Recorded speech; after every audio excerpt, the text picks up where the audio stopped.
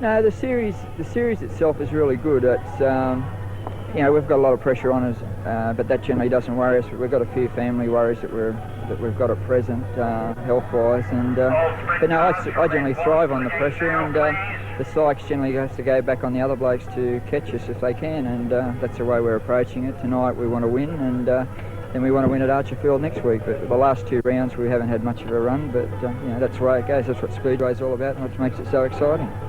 Is George Patnell going to be beaten in this year's series?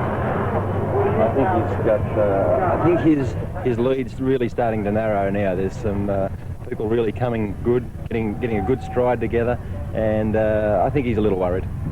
Max, you're the person most favoured to take the series if Tatnell doesn't win it. The pressure on you tonight?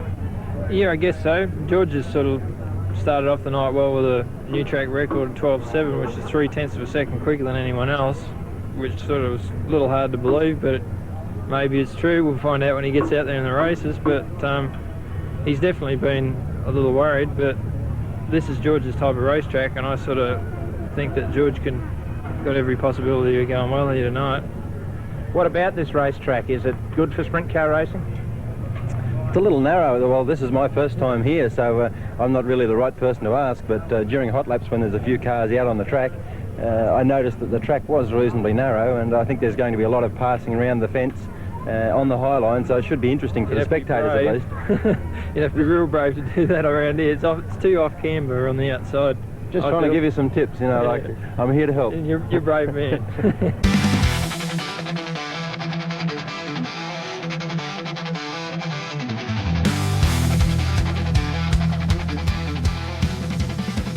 We had a very good lap out there, and we're really pleased with it. But you know, it's a whole new ball game now. We just start again. The track's been graded, so we start working again to get the right combination.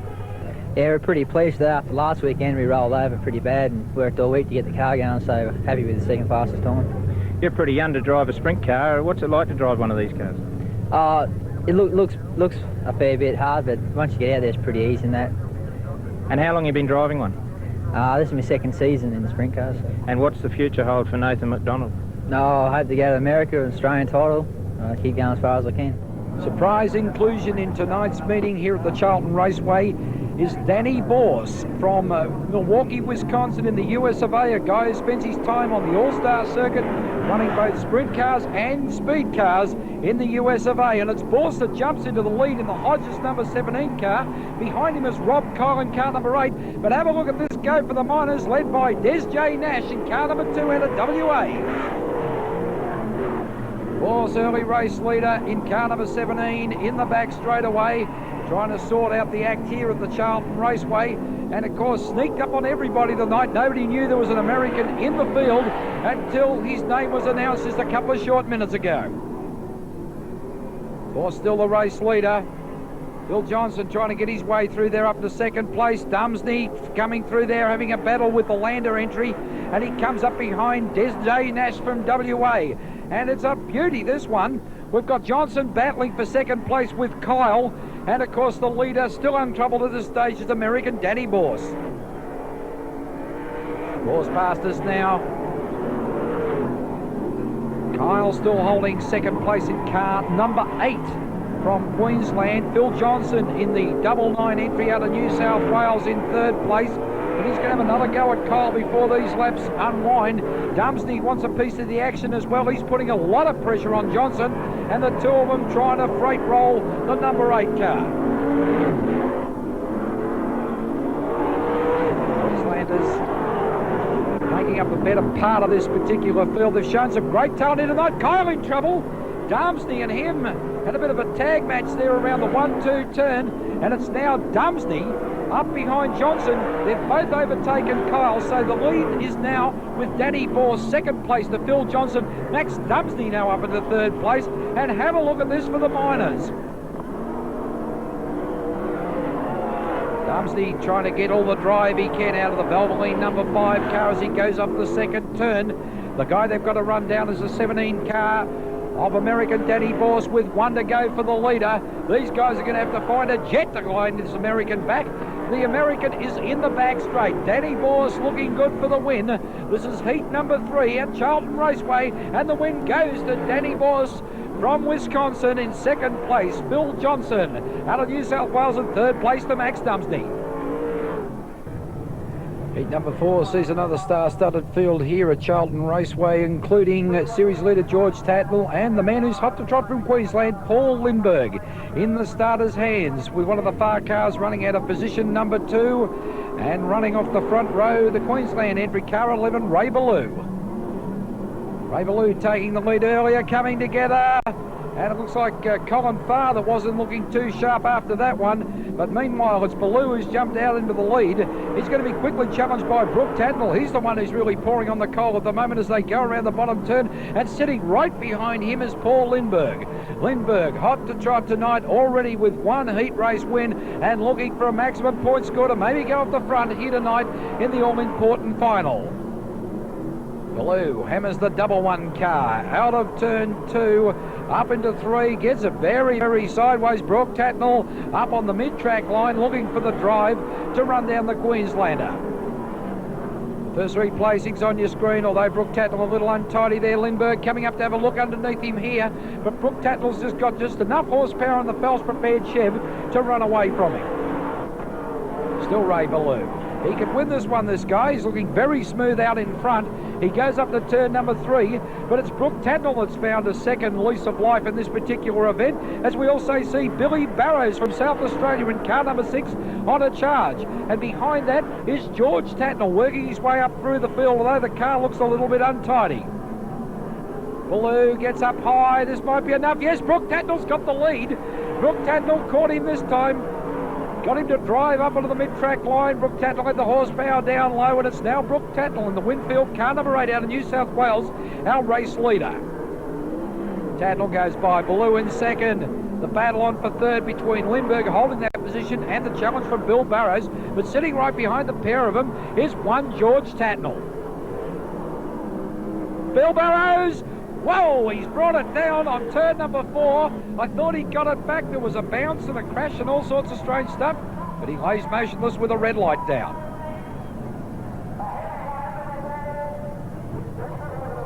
On the restart, we still have Brooke Tatnell out in front, Paul Lindbergh in second place, Ray Ballou in third, and right behind him is George Tatnell. George Tatnell needs a bucket load of points at the moment, and we'll see some pretty desperate stuff out of the series leader. As the laps unwind here, we've got Brooke Tatnell up into turn number 3. The Winfield Shell XMO entry doing it nicely. Only second season in sprint car racing, first under the Winfield banner, and the young kids really showing good form. Tatnell in the lead. Race for second place happening again. Lindbergh up there, holding it strong. Ballou was the one who was having a look at him there. We've got 1 lap to go for the leader as he comes around past us now. Brooke Tatnell looks reasonably safe. Lindbergh's there, and George Tatnell now up into third place. Will this be the finishing order as we see Brooke Tatnell up in the top turn, and there's the checkered flag. Brooke Tatnell takes out heat number 4, followed by Queensland's Paul Lindbergh, and third place George Tatnell from Sydney.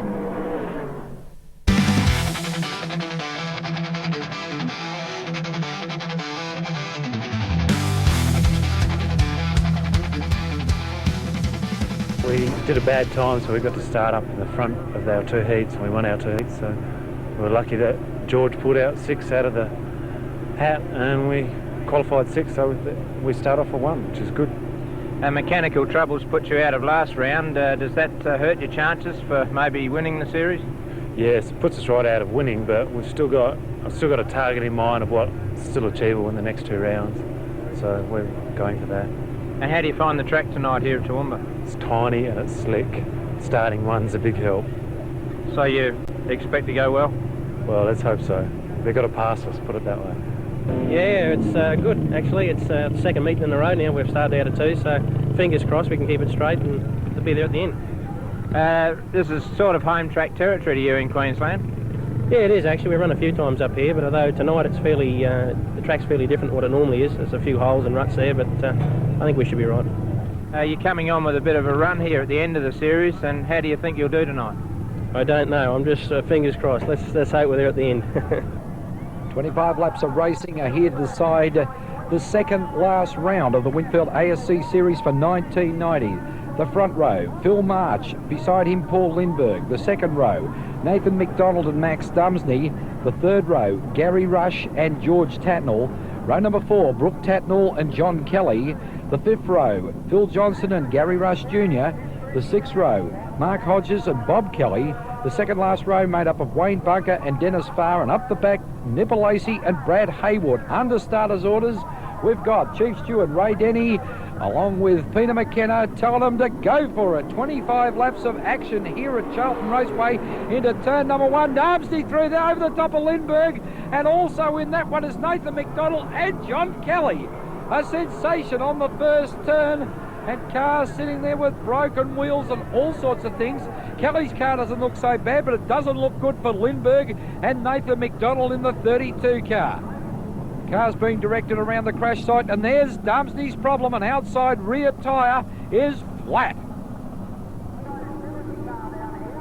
Crew's coming on very quickly, and the Chief Steward just taking care of everything, allowing him to change the wheel. But what of McDonald and Lindbergh? How serious are the cars? We're trying to get reports. You can see Lindbergh's car there looks very, very broken on the back of the tow truck as he gets taken infield. The cars forming up for a complete restart, minus Nathan McDonald and Paul Lindbergh. The two Queenslanders sitting on the infield, the crew's still attending to them, and they're praying that this race won't start this time. They're back into turn number 1. Dumsney jumps in the lead, and more trouble. The 51 car, Gary Rush Jr. and also Brad Haywood, the two New South Welshman coming together. Bunker out there on the grass. Another attempt. They line them up again as they come around. This time, it's Phil March that jumps into the lead. He goes into turn number 1. Dumsney's chasing him. Further back of the pack, we've got Bob Kelly trying to work it, and more drama happening down on the main straight. It's Sydney racer Dennis Farr who's come together with the victorious Nipper Lacey. Restart. No, attempt to start. Number 4. Can you believe this? The tension is unbelievable here at the Charlton Raceway, and we've got another drama. Goodness gracious. The yellow's down again. Nipper Lacey's back in the action. One of the Queensland cars up there, and it was Wayne Bunker spearing off the infield. And so again, the officials must put this ragtag mob back into some semblance of rows of 2 for another complete attempt to start this event. Well, Queenslanders, you'll be happy with this one, because while all these restarts have been going on, we have got Paul Lindbergh and Nathan McDonald back in the field. Lindbergh back on position number 2 for the restart, and Nathan McDonald appears to have elected to go off the back because they still think there is a front-end problem with the number 32 car. But if you're wondering what the tension's all about, it's about money. The final, the series, the whole thing, as we see Phil March try again to run away from this mob. Dumsney's in it.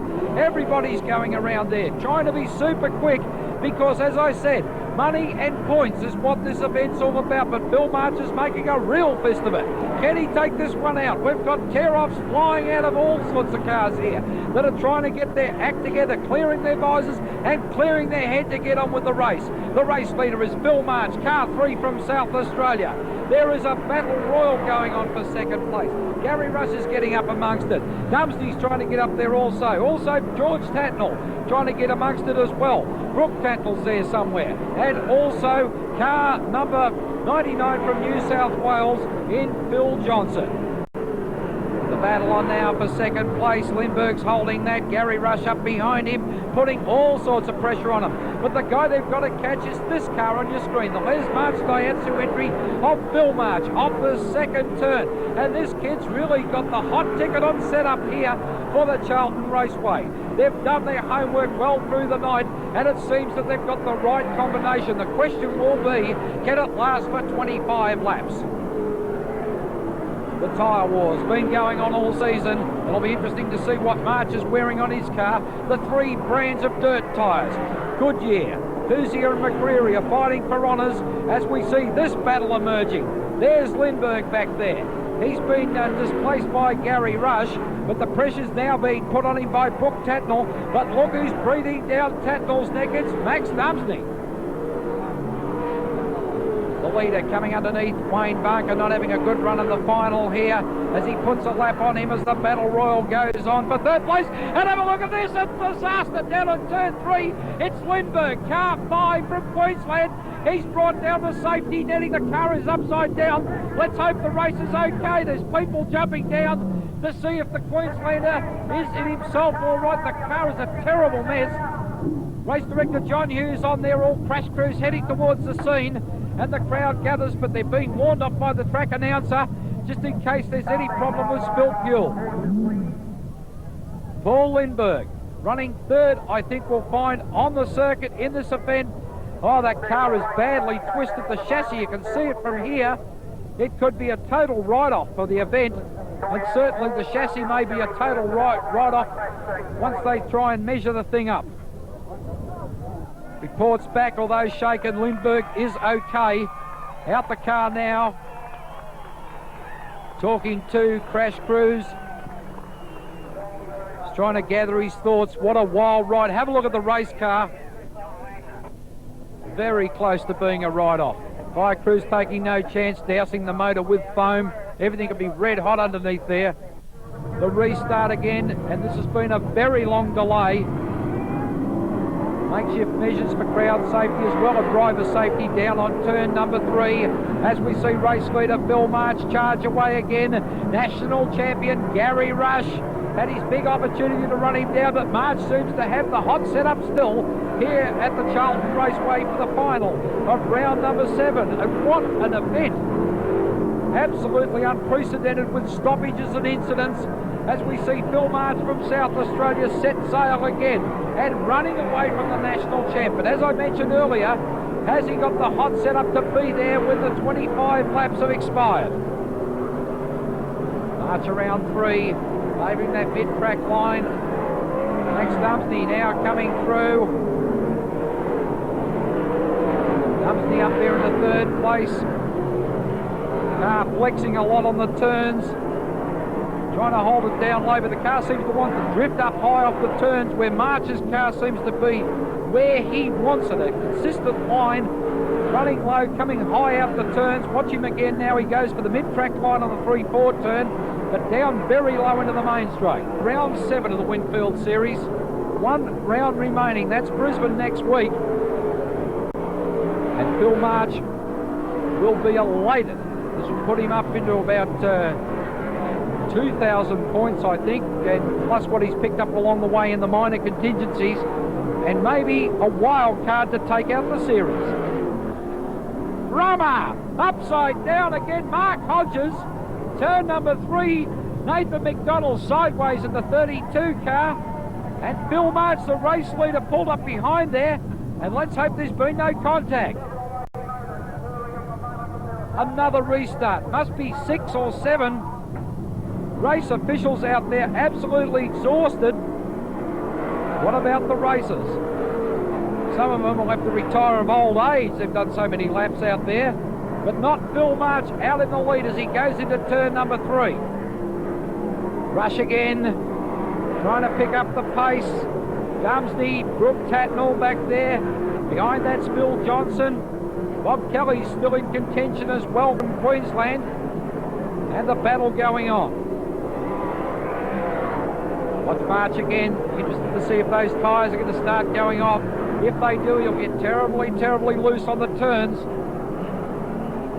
A little bit loose there off 4, but it may have just been the line he took. We'll take another look at him as he goes into 1. No, seems quite capable of holding it down low.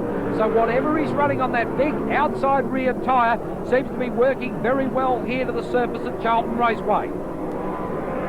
The national champion, Gary Rush, had a hot summer. Rush won the Nationals at Brisbane and then won the Grand Annual Sprintcar Classic at Warrnambool. Then, of course, we can't disregard the fact he's already taken out the Newcastle round of the Winfield Series, and of course was winner last week at Gunnedah. So Rush is on the boil. March at the moment is the man to catch. Nathan McDonald, a kid with a lot of talent. 1 to go. 1 to go for Phil March, and these laps have just gone. And Phil March is coming up into turn number 3, and he has done it. From South Australia, Phil March takes out round 7 of the Winfield Series. 2nd place, Gary Rush. 3rd place coming across the line, Max Dumsney, followed by Brooke Tatnall, Bob Kelly from Queensland, And car number 99 from New South Wales, Phil Johnson. What an unbelievable night of tension it's been here at Charlton Raceway. We've had stoppages, dramas, cars upside down, cars rejoining the event. Just a totally unbelievable situation. The reason being that this is all important to 5 or 6 of the races. The competition is still wide open. It's going to go down to the wire at Brisbane's Archerfield Raceway.